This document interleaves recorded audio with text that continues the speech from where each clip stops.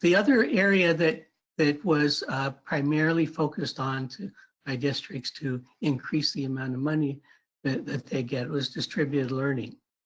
And I'll just read the quote from the School Act. It's a method of instruction that relies primarily on indirect communication between students and teachers, including internet or other electronic-based delivery, teleconference, or correspondence. So it's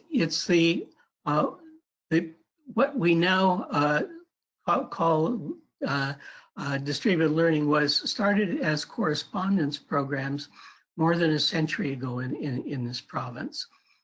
And then 25 years ago, the first of what we would think of as e-schools or online schools was created in eBus in Chaco. So it's basically a 25-year program that's happened in terms of that. Until the early in this century, there were 9 distance ed schools in districts around the province, and those were the places where people from a particular region would get their correspondence, and later the electronic delivery schools as well. And with prior agreement of the Minister of Education, a board may provide all or part of an education program by distributed learning. Again, that's from the official document. So what happens is that a district decides it wants to offer this, then it has to sign on to a contract, which you can find on the ministry website, which lays out the conditions of offering the various programs. Virtually every, I think 59 of 60 districts created distributed learning schools. And again, that was part of what the market-based approach of the BC Liberals was based on. Was let everybody start a school. I asked the deputy minister at the time how it would be determined what are quality programs. How will you evaluate this? And his response to me was that the market will decide. And so that they said just open up everything to every district to offering its own DL school. And there were 2 reasons that districts did that. One of them was because, as I've mentioned before, it was a source of funding. If you could attract students from other school districts to come to your DL school, that brought more funding into your district. And the feeling, certainly of DL teachers, was that this was actually a cash cow, that districts never spent, or mostly didn't spend, as much money on distributed learning as they took in from the grants that they got from the province on a per student basis. And the other reason was because districts were afraid of losing students, that if other districts offered DL programs, they were open to students from anywhere in the province. We don't have a DL program. We're going to lose the amount of money that we should be getting for those. So those were the motivations. That soon after they allowed all of the, or actually at the same time, I think that they allowed all of the public schools to create DL programs. They also allowed the private school system, the independent schools. And you can see what's happened over this last 15 years, where we started out with more students in the public system of more than 1,000 students in 2001. But now we have almost 8,000 students in DL programs in independent schools, and just 6,600, 6,700 in the public schools. So you see some of the patterns here. If you look at the DL programs in the independent schools, that there's a bounce there at the top, and then it goes down again. and that's 2014-15, where the school year started with the teachers, the public school teachers on strike, and they, some number, not a lot, but some number, probably 300 or 400 in total, joined or took courses in independent schools, and it dropped off, and seems to be somewhat in a plateau, at this stage. It's important to note that this is FTE enrollments, full-time equivalent enrollments, because some of them are full-time individual students. If they're in the elementary system, then they're doing a DL program, then they're taking all of their program on DL, and their parents or others, whatever arrangements they have are supporting the elementary kids, basically in homeschooling, but homeschooling is directed by a teacher and following the BC curriculum. But the largest number of students are in the 10 to 12. And there, each student will take one course or two or three, but they'll mostly be primarily in face-to-face programs, but with one or more individual courses. So, although it's about 14,000 FTE enrollments between the two, that actually is about 80,000 students who are taking one or more courses on DL.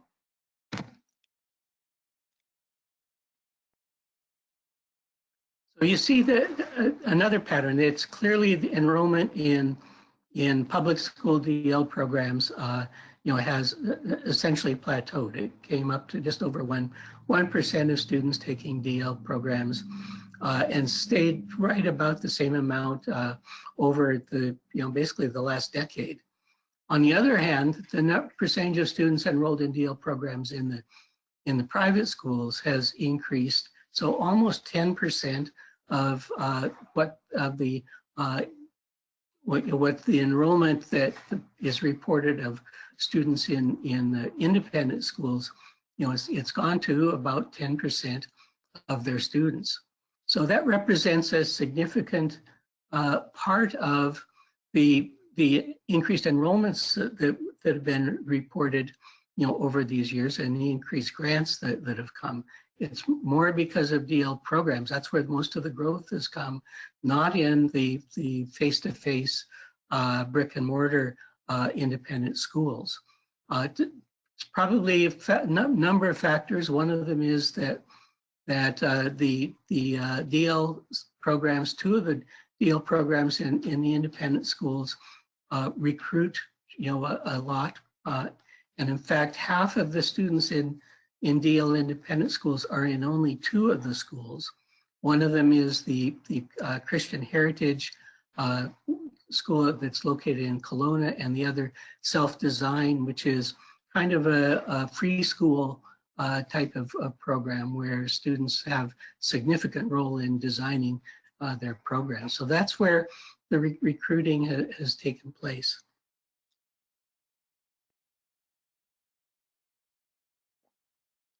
So there's some other reasons that that they've increased the amount of funding.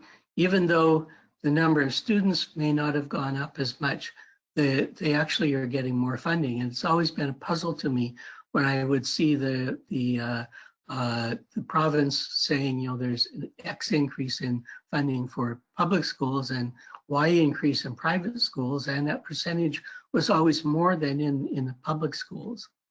So one of the factors is that while the legislation talks about 50% and 35% of public school funding for face-to-face independent school students, in DL they actually get 63%, which was evidently a deal made with somebody in the ministry. It was never adopted, as far as I've been able to find, in any legislation or guidelines or whatever they've been officially adopted. But that's the additional money that they get over what the percentage they get for students in the face-to-face programs. So the biggest increase, though, is because private schools were given 100% funding for any students who have identified special needs. So if a student with autism goes to the private school, the same amount of money goes to the private school as will go to the public school who had the student with autism. And what's happened is that nearly half of the funding, the DL funding now in the independent schools comes from the special needs 100% funding. So that was a tremendous boost in the dollars that would go in there. So why would parents send their children to these independent schools, their children with special needs, rather than to the public schools? It has to do with one of the features. This is a quote from again, the ministry regulations. In order for the $600 cap to be lifted, students must meet the criteria for the above level 1, 2, 3 KPQR designations. Those are the low incidence designations that produce the additional money that goes to a district or a school for the students with special needs. They must have been assessed by appropriately qualified professionals with evidentiary documentation in the student files. So they only are already identified students that they can get funding for in this way, and determined to have special needs and reported as such on 1701. 1701 is the form that every district and every private school has to report every year on how many students they have, and for students with special needs, what their categories are. So, and with evidentiary documentation and qualified professionals means that either the private school would have their own staff who are qualified, but mostly probably there would be private assessment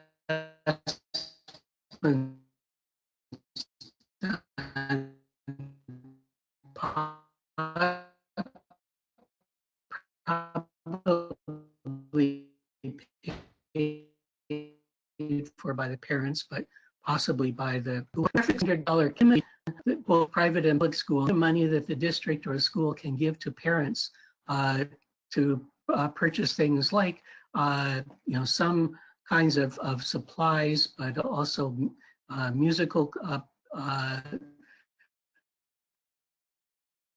lessons or swimming lessons.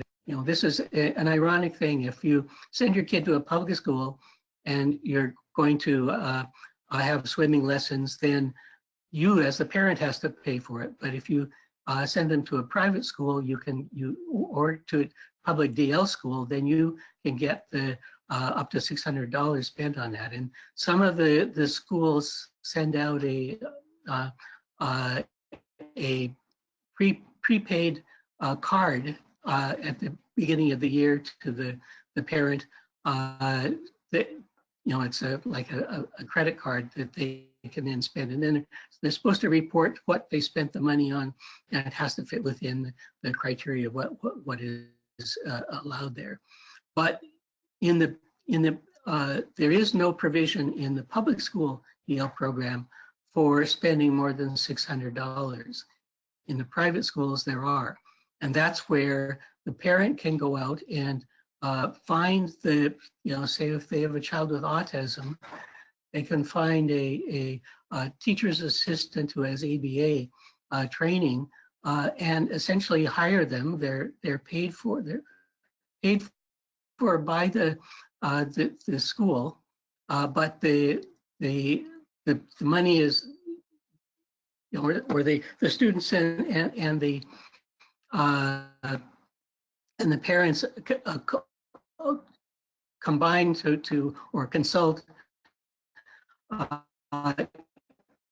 and determine how that needs this in a special needs, supplementary special needs of the student will be supported. So if there's $20,000 that comes for a particular student, there might be up to $20,000, although the private school probably keeps some percentage of that.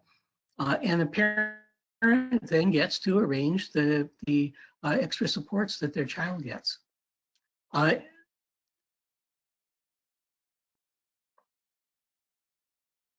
In contrast, public school districts receive special needs funding to the district as a whole, and it provides special needs support to all the students in the district.